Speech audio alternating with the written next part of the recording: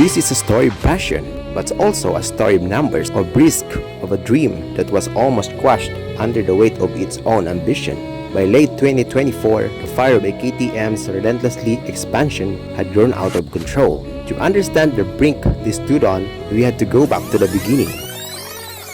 Our story doesn't begin with a race win, but with a humble repair shop in Mettighofen, Austria. In 1934, Hans Trunkenpols founded a metalworking business, laying the groundwork for a legend. He started with bicycles, but soon, the post-war world was hungry for a new kind of mobility.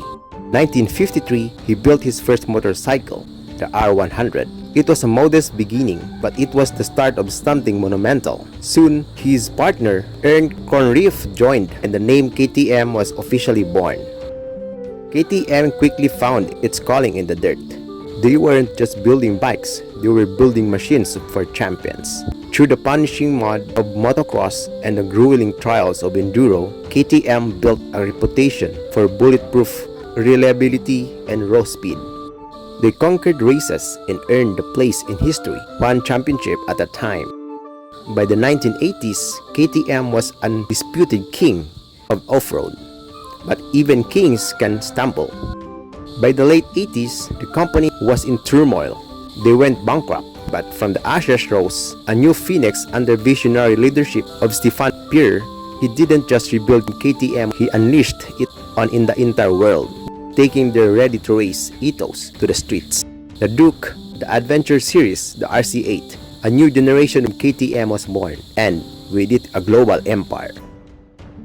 A very same ambition that fueled their meteoric rise created a perfect storm. Overproduction, mounting debt, and a changing economic climate led to a terrifying reality. In November 2024, the whisper became screams. KTM, with a sprawling empire brands, declared bankruptcy, entering a state of self-administration.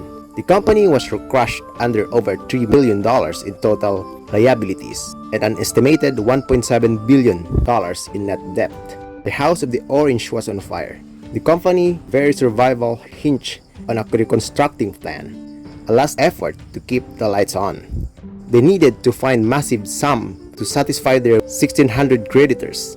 This wasn't a time for pride, it was a time for partners. And KTM's longtime partner, the Indian automotive giant Bajaj Auto, stepped up to the plate. Bajaj, already a key shareholders, didn't just offer a lifeline, it offered a new foundation, arranging a massive debt package of over $900 million. Of that, $226 million had already been infused, with the remaining $678 million now being provided to pay off the creditors and fund the future. In a complex, brilliant move, Bajaj took a full control of the KTM's parent company, securing its future and its legacy.